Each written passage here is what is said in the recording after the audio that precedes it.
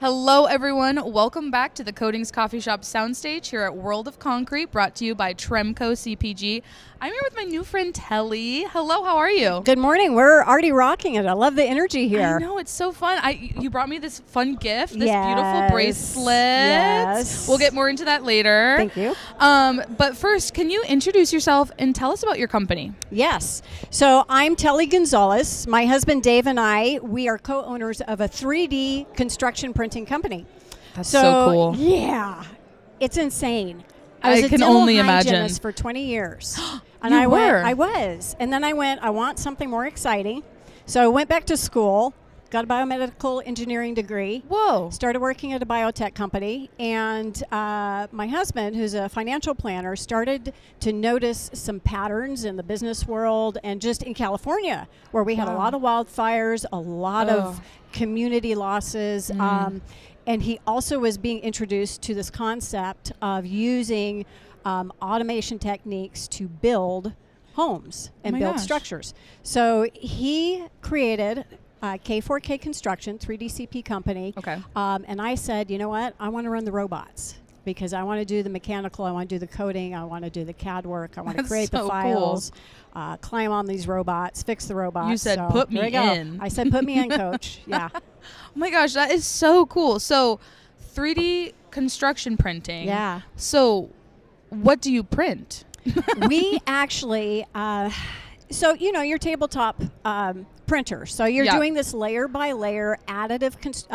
It's considered an additive construction on even the small scale. Okay. So we actually use robots. Our particular form is a 6-axis KUKA robot, and it's got an extruder on the end. I have to talk with my hands. I know most people are just listening to this. Yeah. But you've got this extruder at the end that literally poops out a stream of concrete. And so it just layers on top of each other, and so it just stacks these micro layers of concrete, and it's usually a two by two wall construction that goes up, and it's very similar to some of the other concrete construction that's out there after you have the walls up. So all the other trades, you still need all the other trades to come in and do their work, but we just make that initial framing stage a lot quicker, a lot more efficient, and we just come in, and that's so cool. Automating construction. Yeah. Wow. Oh my gosh. So do people send in their specs to you and you build it, or people buy your printers?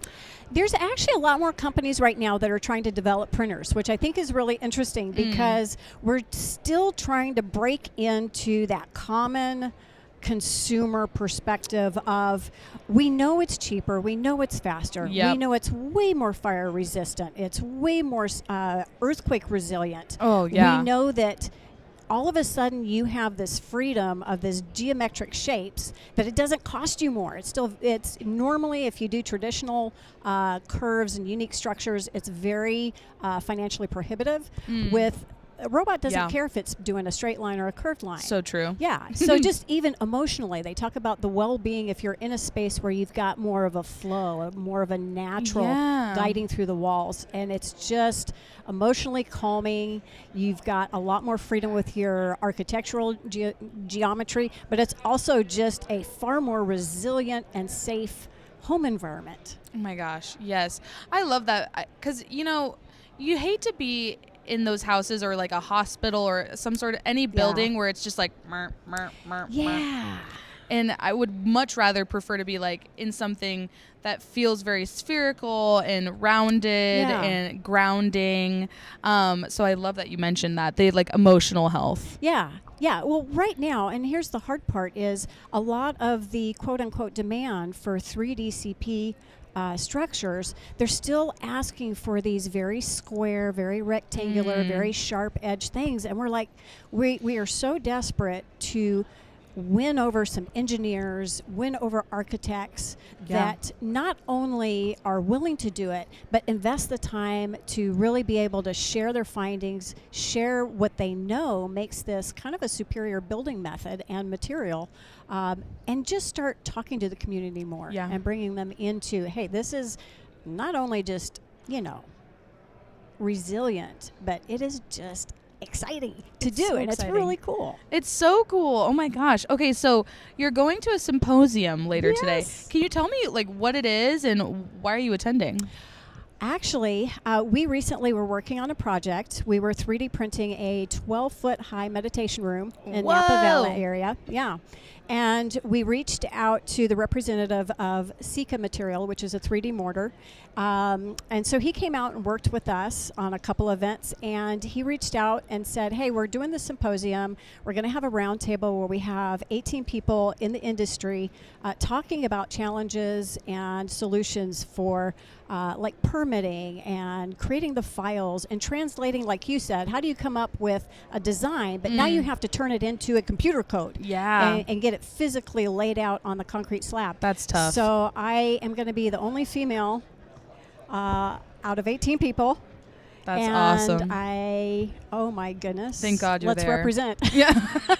Well, that's the other thing that's amazing. This technology, because they're losing a lot of people in this field, in construction and masonry. Yes. And it's a beautiful lost art. Because it tears people up and it chews them out because it's physically backbreaking work.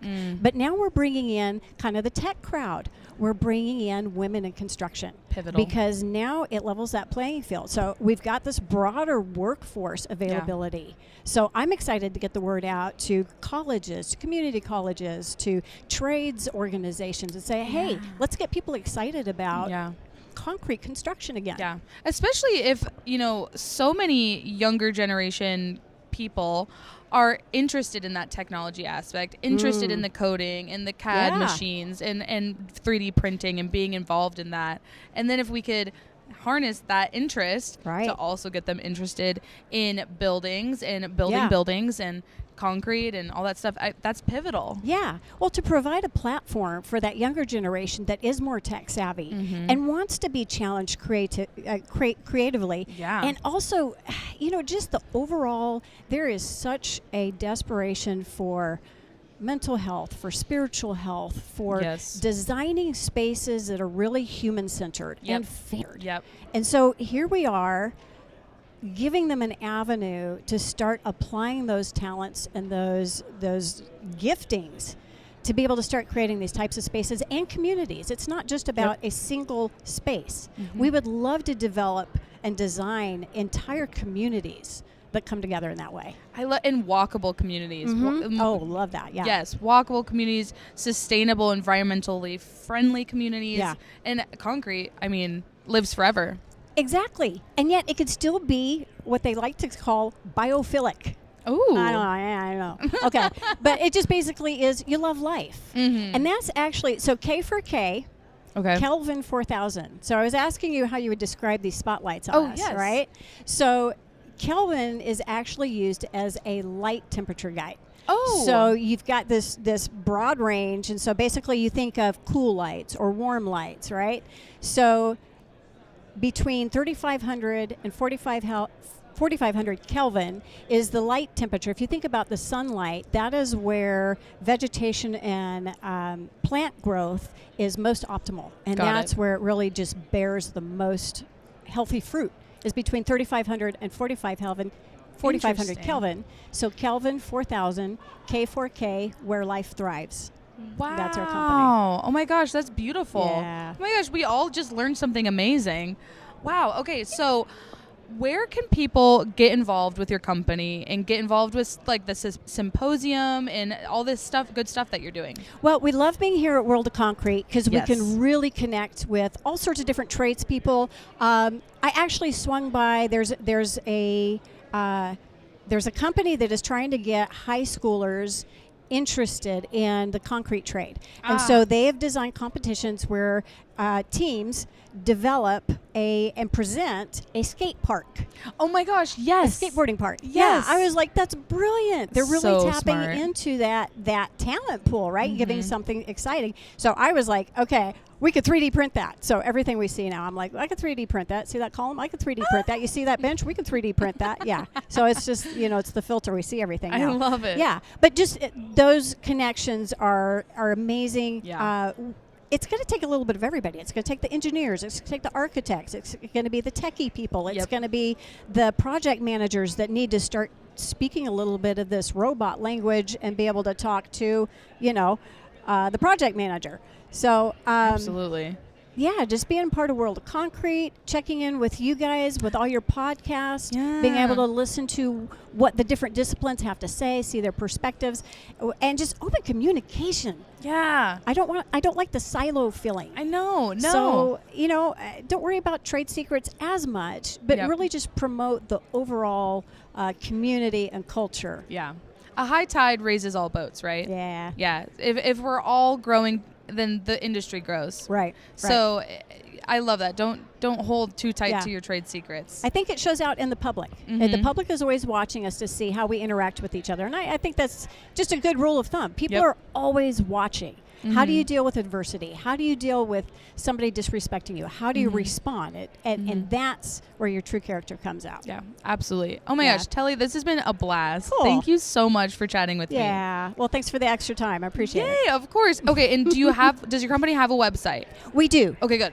K4K construction.com. And that's Perfect. K4K construction.com. Yeah. Perfect. And you can always reach out to us. I'm really huge on answering questions. I actually took a community class in Colorado. They are the that's where I first live. one. Oh, are I'm you in Denver? You're in Denver. So Greeley, Colorado. Okay. So I'm going to do it. One of the other companies, Allquist, they went into Ames Community College and they set up a weekend class for people that are interested in learning about 3D construction printing. No way. Yeah, so I went there, and this was over a year ago. I just had one of the other young ladies that went through it reach out to me, and she's like, I want to check it out. I want to get in it. So if you guys have projects, let me, put me in, coach.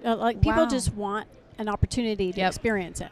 So it's drawn in a lot of interest. I love that, and I love fellow women. Yeah. Oh, it's so amazing. One last question. Yeah. Do you know of any women's groups here at World of Concrete going on? Women in construction. Okay. So Amazing. I'm going to reach out to them. My other one that I'm going to be getting involved in locally, we have, it's nationwide, but it's women in engineering. Okay. Yeah. Amazing. So, yeah, there's a lot of opportunity. Okay. Yes. A lot of support. I love it. Well, again, thank you so much. Yes. Everyone, please go to K4KConstruction.com to learn more. And we'll be maybe getting you guys up on the site. That so would you be can amazing. go to codingscoffeeshop.com to learn more as well. Stay tuned and subscribe. Ring the bell. Make sure you get notified every time we go live. And we'll see you on the next one.